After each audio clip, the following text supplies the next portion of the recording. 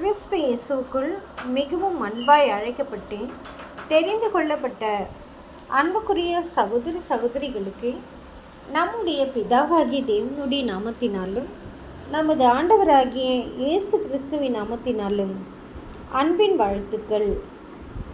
What pastor Russell set. கேள்வி எண் 471. 2.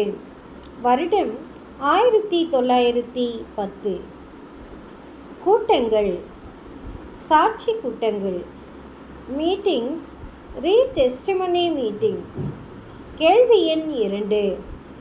இது நீங்கள் பரிந்துரைத்ததான முதலாம் கூட்டம் தொடர்புடைய கேள்வியாகும். ஒவ்வொரு இடமாக போய் வருகையில் சகோதரர்கள் அதை சரியாய் புரிந்து கொள்ளாததை காண்கிறேன். அவர்கள் ஒரு தலைப்பை தெரிந்து கொண்டு அதை சாட்சி கூட்டத்திற்கான தலைப்பாக கலந்தாய்வு பண்ணுகின்றனர். இது சரியான கருத்தாகுமா அல்லது சரியான கருத்து எது? இக்கேள்விக்கான பதில். சாட்சி கூட்டம் தொடர்பாக. சாட்சி கூட்டம் என்றால் என்ன?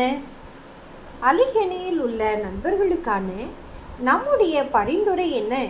அந்த ஒரு கூட்டத்தில் நான் முன்பு குறிப்பிட்டிருந்தது என்னவெனில், அவர்கள் ஞாயிற்றுக்கிழமை நண்பகல் பிரசங்கத்தினை, செய்தியினை அவ்வாரம் முழுவதும் சிந்திப்பதற்கான விதை என மனதில் பெற்றிருக்க வேண்டும்.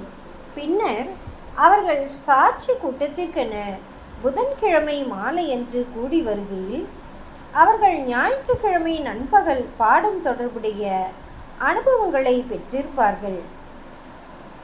இதனால் தாங்கள் ஞாயிற்றுக்கிழமை என்று கேட்டுக்கொண்டவைகளின் பிரயோஜனம் அனைத்தையும் மற்றும் அப்பாடத்தோடு பிணைந்துள்ள தங்கள் சொந்த அனுபவங்களின் பிரயோஜனம் அனைத்தையும் பெற்றுக்கொள்வார்கள். மற்றும் அவைகள் புதன்கிழமை இரவின் போது அவர்களது மனதில் மிக முழுமையாய் காணப்படும். மேலும் புதன்கிழமை இரவன்று அவர்கள் கூடி வருகையில் காய்கறி கடைக்காரனோடு அல்லது இறைச்சி கடைக்காரனோடோ அல்லது தங்களது தொழிலிலோ அல்லது தனிப்பட்ட ஆராய்ச்சியிலோ அவர்கள் பெற்றுக்கொண்ட ஜீவியத்தின் அனுபவங்கள் அல்லது நிகழ்வுகள் எதுவாயினும் ஞாயிற்றுக்கிழமை நண்பகல் பிரசங்க பாடம் தொடர்புடையதாக சுவாரஸ்யமாக காணப்படும் எதுவாகிலும் அதுவே அவர்களது கிறிஸ்தவ அனுபவம் தொடர்புடையதாக அவர்கள் பகிர்ந்திடும் சாட்சியாய் இருக்கும். ஒருவேளை ஞாயிற்றுக்கிழமை நண்பகல் பாடம் தொடர்பாக அவர்கள் எந்த ஒரு அனுபவத்தையும் பெற்றிருக்கவில்லை எனில் அவர்கள் சொல்ல விரும்பும் எதுவும் பகிரப்படலாம். ஆனாலும் ஞாயிற்றுக்கிழமை நண்பகல் பாடமானது இருதயத்தில் பதிய பெற்று என்றென்றும் நிலைத்திருக்கத்தக்கதாக அப்பாடம் சம்பந்தமான அனுபவங்கள் பகிரப்படுவது விரும்பத்தக்கவை ஆகும்.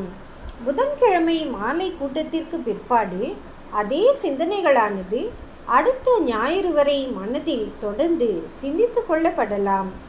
இப்படியாக வாரம் முழுவதும் சிந்தனைகள் ஒருமுகப்படுத்தப்பட்டு அவை முழுமையாக மெல்லப்பட்டு ஜீரணமாகுகின்றது. இப்படியான விதத்திலேயே அக்கூட்டம் பிரயோஜனமானதாய் காணப்படுகின்றது. ஒரு தலைப்பை எடுத்துக்கொண்டு அதை கலந்தாராய்வது சாட்சி கூட்டமே அல்ல. சாட்சி என்பது ஒரு பாடம் சம்பந்தப்பட்ட தன்னுடைய சொந்த அனுபவத்தை ஒருவர் பகிர்ந்து கொள்வதாகும். தேவன் தாமே இந்த வார்த்தைகளை ஆசீர்வதிப்பாராக. ஆமேன்.